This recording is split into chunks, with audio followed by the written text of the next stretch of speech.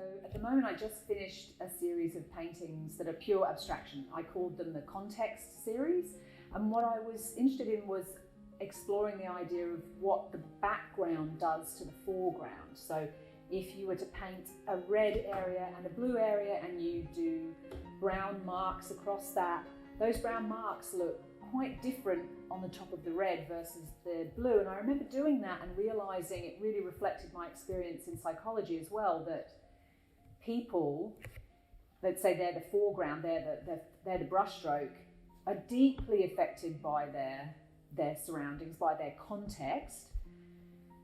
They change, you look brighter or duller because of your context. You look more important or less important. You feel big or small in the context you're surrounded by, and the same is true with a brushstroke in a painting. So it really struck me as a fascinating experiment in context. If you make a mark and, for example, if you outline it, that mark looks profoundly different if you just outline it versus having it plain.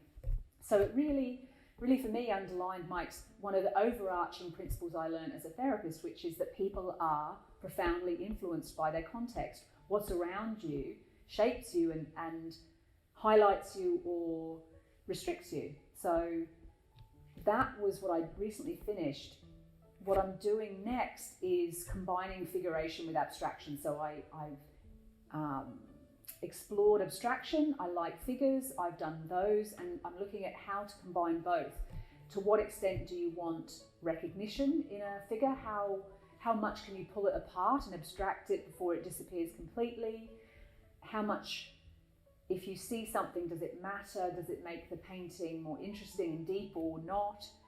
So figuration and abstraction combined is what I'm interested in exploring going forward. And particularly at the moment, composition is standing out as an issue. How to make all of the elements on a painting fit together in an interesting way that gives you a whole.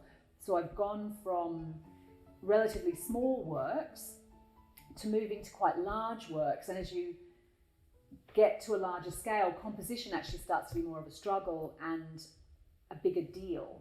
Something that you have to think about more and plan a little bit more than if you're just doing a face in the middle of a painting.